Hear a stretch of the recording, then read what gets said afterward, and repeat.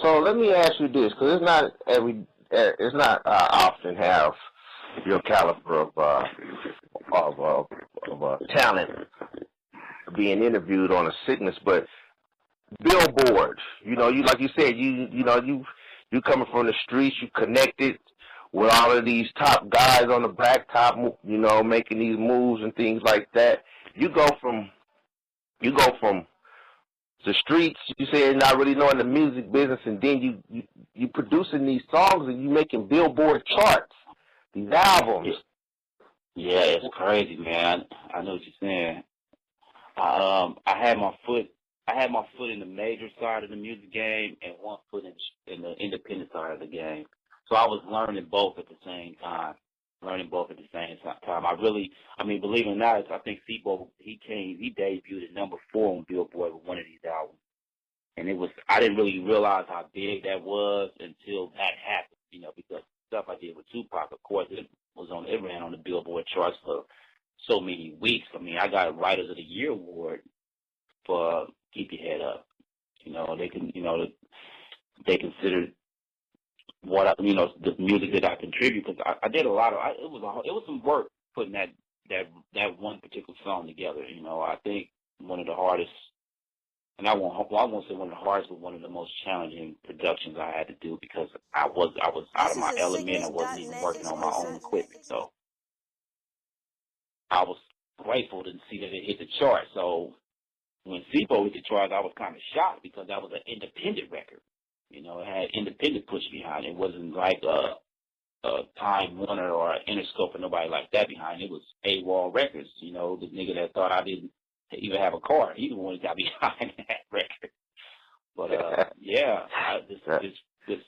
it's an experience, man, to have a record on the Billboard charts. So, and another question pertaining to that, you just mentioned, you know, like you said, Keep Your Head Up with Tupac. Man, the world, everybody knows that all over the world.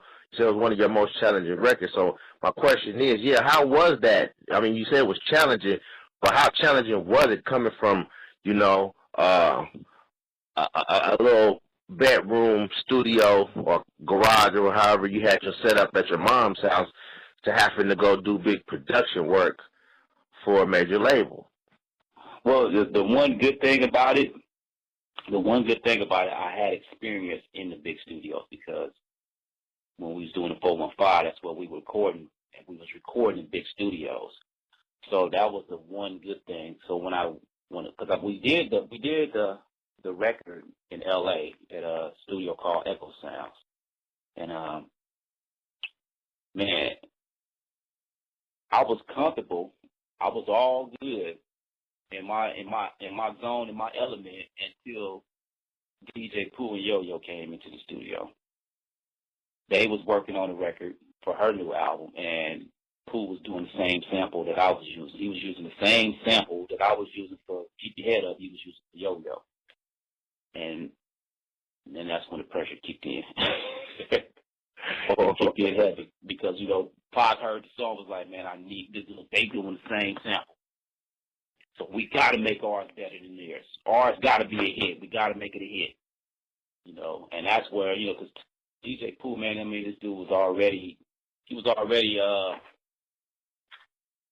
on some big records. You know, he had records with Ice Cube and King T and Cam and artists like that, you know, and so he's already on his level. I'm still trying to get to my level, you know what I'm saying? I'm just coming from out of the 415 era, so I'm still trying to get to my level. I mean, I had a demo that me and Rich had been working on, because once the 415 fell apart, you know, me and Rich got together and said, we're gonna work until we get you a deal somewhere. So I had his demo, but that was it. You know, it was a whole year we worked on that demo trying to get Rich a deal. So Pooh, he had pressure on me. He was like, okay, I got to make this record hot. Anyway, make a long story short, the record, you know, it was nobody at the time. And on the record, and the record became so big, and it was just different, and it just blew Yo-Yo's record out the water. It was a hit. It was a straight hit. Everybody knew it in the studio. Once the engineer played the song from the top to bottom, beginning to end, it was like hands down. This is it. This is the one.